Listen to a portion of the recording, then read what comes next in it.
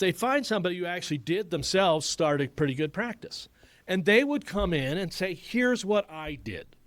This is how I started my practice. These are all the things I did. And if you do what I did, you'll be successful. The problem with that is if everybody does the same thing, what's your competitive advantage? I first started teaching, I'd say to people, what can you charge for acupuncture? I'd be like, I charge $90. That's what everybody charges. Who cares what everybody charges? What can you charge based on what you do? Pilates business owners, welcome to the Pilates Business Podcast, brought to you by the people who own, operate and instruct in a successful clinical Pilates studio in Australia. Our mission is to help you to discover Pilates business assets to build your clinical Pilates business success. And now, here is your host, David Gunther.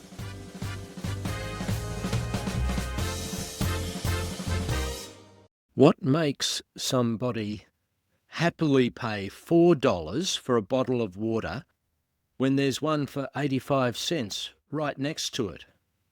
That's not just a marketing riddle. It's the battlefield every clinical Pilates studio owner walks onto daily. They're not just selling Pilates. You're selling a decision, a belief, a moment of, finally, I'm doing something for me. In our first episode of the David and Goliath series, I sat down with global business coach Craig Maginness to tackle the existential challenge we all face. How do you stand your ground and your own space in a market dominated by giant fitness franchises? We broke open the myth that you must compete at all, and instead explored how you redefine the field entirely by knowing your unique value. Today we'll go deeper again, because what do you charge for your Pilates? This episode is about the real price tag, not the number on your schedule, but the story in your client's head. We unpack how pricing is never about the product. It's about the perception, the story the client is telling themselves, and the one you're too often forgetting to tell. Craig's back with metaphors, mental pivots, and examples ranging from choosing a car to grabbing a bottle of water. Trust me, this episode will rewire how you think about value. And if you've ever wondered why some studios thrive with higher prices, while others scramble around in circles with discounts, stay tuned. The answer isn't technical, it's emotional. Let's rethink pricing together. Our wonderful team at the Pilates Business Podcast have created a set of tools that we call David's Competitive Edge. Practical action steps to compete with Goliath in the Pilates marketplace. It's free, it's easy to use, and it's action-oriented. And it's built from the best insights in this David and Goliath podcast series. There's even a scorecard so you can pinpoint where to focus next in your business. Whether you're just getting started or looking to scale up, this checklist is your tactical roadmap to thrive in today's competitive Pilates business landscape. Download it free at www.pilatesbusiness.com.au or via the links in our show notes, and take the first step to owning your advantage. So let's talk about that. What price is on that, Craig? How do you set your pricing to compete in the marketplace? Or are you saying we don't even have to worry about price? Again, you have to get back to the very first thing. When I teach people how to start a business, the very first thing we got to get at is understanding your personal, your value. Why are you doing this, right? So let me say this. What I say in a nutshell is people don't buy the thing you sell. People buy the story you tell, okay? And where a lot of people in small business, they get so focused on the thing they sell. And this is one of the problems with conflating, honestly, like cost control with value creation, okay? Because cost control is usually about changing the way I actually do the thing I sell. Let me start with one that might be a little counterintuitive at first, but it in some ways captures this. What do you mean they're telling them the story you're telling? And maybe something as far away from Pilates as a car, okay? And more specifically, a Toyota Prius and a Hummer. I could make the argument that those are simply two versions of similar products, the way one clinical Pilates studio is just a different version of another Pilates studio, right? It's the same thing. They're both modes of personal transportation. They both have 2 axles, 4 wheels, rubber tires. They both depend principally on an internal combustion engine. They need similar complementary infrastructure to function. They need roadways. They need a network of gas stations. They need traffic laws that we all understand and obey to make this work. All those things. But would anyone try and argue that a Prius is the same thing as a Hummer, really? I would say to you that the person who drives the Prius could hardly have a civil conversation about personal transportation with the person who drives the Hummer. And here's why. Because the person who buys that, I can say, yeah, okay, we rationalize things, right? I mean, one gets better gas mileage, the other has more cargo space, right? We can get into technical specs and say, well, that's how they're different. But the fact is, the person who drives the Prius is because they tell themselves a story about, I believe in the environment, and no one of us can save the planet by ourselves, but if we each do our own little part, maybe we can start to make a difference, okay? And so when I pull up at the grocery store or the market and get out of my Prius, I feel good about myself because the car reflects a value that I hold myself for what's important to me, okay? And when I do that, it's not a value judgment. Like, I have my own personal opinions about what I would do or wouldn't do, but it's not about that. Different people tell themselves different stories. Different customers show up with different stories. The person who drives the Hummer, they tell themselves a different story, right? I don't need to save the planet. I own the planet. I can go anywhere with this thing. I can't parallel park downtown. That's a different problem. But other than that, the world's my oyster, right? It's a different story. And people who drive a Porsche or whatever, they have different stories about that. And yes, and having said that, in many things we all have to settle, right? Look, I just can't afford the car I'd really love to drive that would be me, so I drive a beater or a half-decent whatever because that's what I got, and that's fine. And we have to do that, yes. But in the perfect world, you're looking for that thing that is a reflection of the story you tell yourself, okay? And I'm going to tell you that this proposition is true of the kind of toothpaste you buy, the kind of coffee you buy, whether you buy your enterprise software from SAP or Oracle, or you go to the funky little skunk works downtown where the guys in flip-flops and cut-off shorts are going to custom design your own system. It's true at some level of everything we buy. And again, we settle for stuff. Sure, we get it's the best thing I could find. I'm not loving it, but it solves my problem. But man, when we can find that thing that really is, whoa, this is the thing I was looking for. I'm glad somebody finally saw the world the way I see it and said, yes, that would be the way to solve that problem. Wow. Boom. Yes. Don't even tell me how much it costs. Just give me 10 of them. And by the way, the other thing, of course, this does when you get at the spot is marketing. People talk about, particularly small businesses, right? I want word of mouth marketing. I want referrals. I want my customers to tell their friends. Those are the people who tell their friends, the people who are getting something and going, wow, this is it. You bet I'm going to tell my friends about this. And then the wonder, of course, is most of us, to some extent, I think I can say a pretty diverse group of friends, but still, we tend to hang out with people who at some level tell themselves a similar story, at least in some respects. So if I'm thinking, wow, this is really great. I didn't even know this kind of thing existed this way. I'm way more apt to tell my friends who are also apt to go, wow, if Craig thinks that, I ought to check that out. Anyway, so that's as sort of far away from Pilates as cars. But if I go the other way, so as I say, I teach acupuncturists at our local Chinese medical. Now, so that's a very similar market, right? In the sense that it's a personal wellness thing. It's a challenging group of people to talk about business sometimes because for all the reasons they went into alternative Eastern-based healthcare, they find business to not only be something they're not thrilled about, but in fact something they find affirmatively antagonistic. It's Western, it's capitalistic, it's exploitative, even though a well-run business should be none of those things. Well, it may be capitalistic and it may be Western, but it shouldn't be exploitative. But anyway, at this university I teach at, which is one of, I think, the most respected Chinese medical schools in the United States, I am the first non-acupuncturist to teach their business clinical management course, to basically teach acupuncturists how to start businesses. And it's a critical class because they're in a market where there's no big employers out there hiring acupuncturists. So they went to school for the thing, and then they come out and find out if they actually want to practice that, they have to start a business.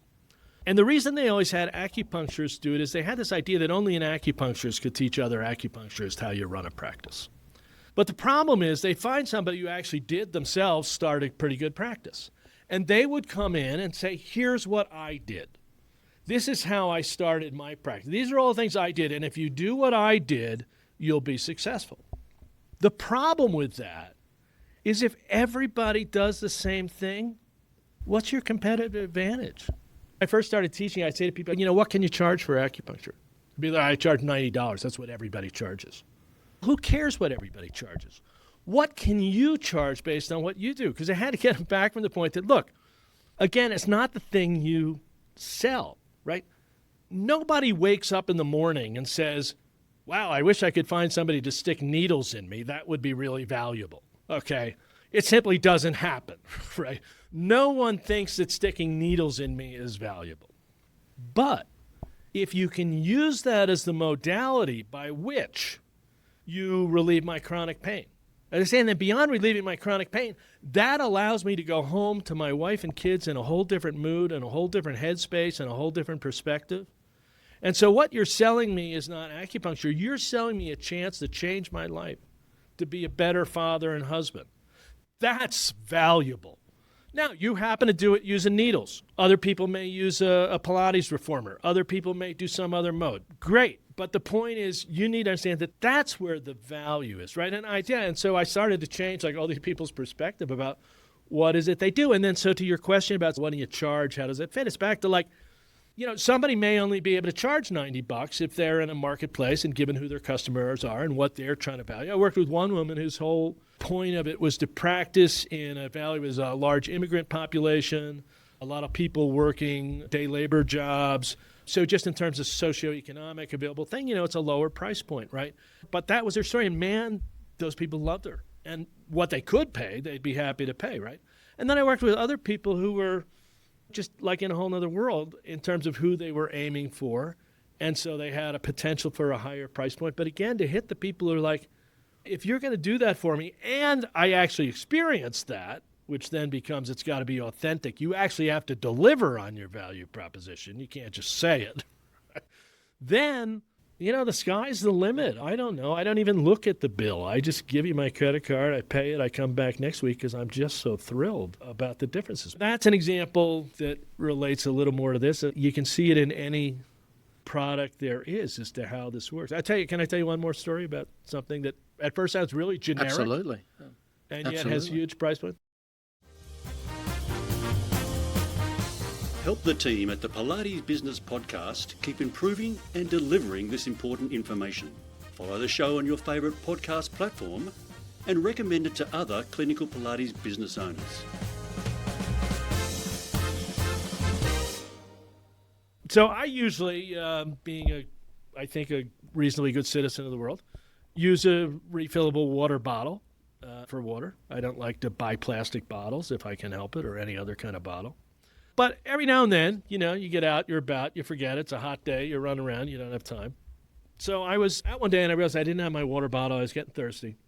And there was a little corner market. It was in a downtown neighborhood in Denver, a little funky corner market. And I went in hoping I could find what I wanted. And first of all, this place was one of these places that had everything you could imagine. I mean, they had all manners of food. They had cereal, they had chips, they had car windshield washer fluid, they had cell phone chargers.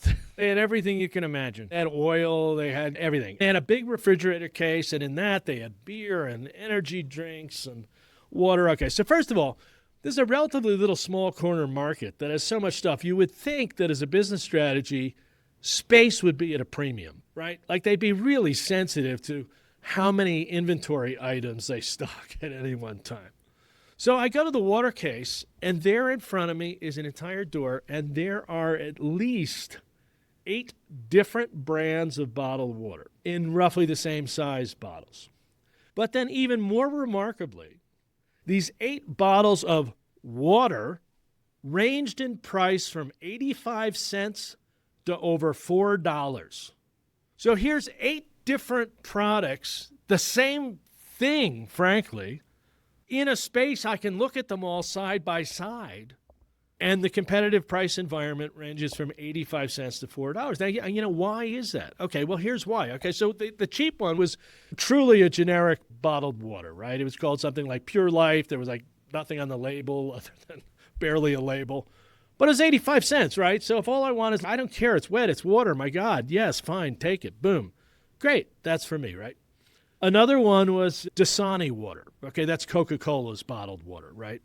So that's the big sort of corporate brand. You see it everywhere. It's in Coke machines and places. It's all around the world, actually. I've seen it. I've had it in Kenya. I've had it lots of places. I don't know who fills these Pure Life 85-cent water bottles, but I got a feeling like Coca-Cola, it's like McDonald's. It's the same no matter what. I know what it's going to be because it's going to be the same thing I get everywhere, and somehow that's important. I may not even articulate this, but I know I'm feeling this, that I feel better getting the repeatable corporate, I know what it is, I'm going to get it, right? Another one was called El Dorado Springs water. Okay, this is your local brew. There's a place up here just northwest of Denver where a stream comes out of our Rocky Mountains. And so it's Rocky Mountain spring water, bottled in El Dorado Springs, Colorado, right? So that's another story. It's fresh Colorado spring water coming out of our mountains. This is local. There's lots of things that says to me that's something a little different, right? So going down the line. So another one is Fiji water. I bet you have that in Australia, right? Okay. Interestingly, crazily enough, Fiji water actually comes from Fiji. It turns out that the island of Fiji has a giant aquifer under it, which produces vast amounts of fresh water. And so the island, as partly an economic development thing, decided to start bottling their water and selling it. Now, do people look at that and go, wow, water from Fiji, I've always wanted that? No, I think, they have a really little bit of a unique bottle, and originally they had their label in the back. You saw this tropical thing through the water. But it says something about fresh water, tropical nature. It's feeding me on some emotional level that's causing me to reach for the $2.50 Fiji water instead of the 85-cent, just take it, or the $1.50, it's Coke, I know what it is water, right? Another one of that I'd never seen before was one from Iceland, Icelandic water. Now, I was in Iceland recently. They do have water, amazing amounts of water in Iceland. But, I don't know, is any magic to Icelandic water? I don't think so. But it says something about cold and Nordic, and it's a different story, right? And then the ultimate, so I'll end it here. So among the top of the line, the most expensive one was Smart Water. It's called Smart Water. And it's water. You know what makes Smart Water so smart? It's got a pH of 7.0. Do you know what makes water water? In general, it has a pH of 7.0. Smart water is smart because it's actually water, right? But the point is, it's not that the water is smart. It's that if I am the person who drinks smart water, it says I'm smart. And I'll tell you, they say sex sells. Well, the other thing that sells as well as sex is smart, right? If I can look smart, be smart, people see me and go, wow, I mean, they have ads here recently, a big ad campaign for Holiday Inn, which you probably have there. I've stayed in them around the world periodically. Anyway, they're Holiday Inn Express brand. And their tagline at the end of it is this guy, and he's got a coffee machine in his room so he can save time before he goes to his business meeting and da-da-da-da. And at the end, it just says, I stayed at Holiday Inn Express. Smart. Very smart. And that's it. And again, it's a thing that is pretty generic. If you stayed in generic business hotels, it's kind of hard to tell the difference. But if one of them says I'm smart, that's attractive to me or a certain person, right? Anyway, so again, this is something that So it is so generic. We're talking about water, for God's sake. And yet the people who are buying it, all the people who stand in front of this refrigerator case, are making a decision about what to buy. And some people only go 85 cents. Some people go $4. Because the product is telling a story that in some way resonates with their story. Different people, different stories. And just like the Prius and the Hummer, a person who's going to buy the 85 cents bottle of water looks at somebody and buys the $4 bottle of water, they're going to look like, pal, you are out of your mind. What planet did you swoop in from? And the person who's buying the $4 bottle of Smart Water is looking at the guy with the 85 cents going, not very bright. That's terrific, Craig. So what I'm hearing, if I'm going to summarize this a little bit, what I'm hearing is that the perceived value of the proposition is decided by how well the story connects with the prospect's values. And that connection is decided by things like feeling and emotion that connects with their values. And their values for Pilates could be that it's time for them to look after their body. They're finally realizing that's really the ultimate value for them at this point in time, and they need the best approach to naturally deal with that condition, that injury that's been bugging them maybe for decades. So one of the things that we do that reflects that very well, that is a practical thing that can be done by people out there in our audience, business owners, Pilates business owners, but any wellness brand or any brand, is that they can do a great job with their Google reviews. So we have well over 100 five-star Google reviews. And Craig, for the first 15 years of having Google reviews, I'm not sure, something like that. It was a long time. We had about 8 Google reviews. And then last year we decided, look, it's important that we tell these stories or we get these stories out, because we were hearing all the stories all the time from our clientele, how well they were going and how much they felt it was because of the Pilates studio and what they were doing with their instructor and the environment that we had created. So we thought it's so important to get that out there. And we noticed that other businesses didn't necessarily have that number of stories out there and in their Google reviews, or the level of connectedness with our particular target group who has these values that I described a little bit earlier on. If today's chat sparked a rethink about how you're telling your studio's story and what that means for your pricing, you're not alone. That's the work, and there's more of it ahead. Follow the show so you don't miss what's coming next in this David and Goliath series, where we go even deeper into the importance and effectiveness of Google reviews for business, specifically for clinical Pilates studios. See you at the next one, in your car, on the dog walk, or just sitting quietly looking out your window. No matter, as long as you make sure you listen to the next episode of the Pilates Business Podcast. You have been listening to the Pilates Business Podcast with David Gunther. If you are enjoying the show, let us know by subscribing and leaving a review.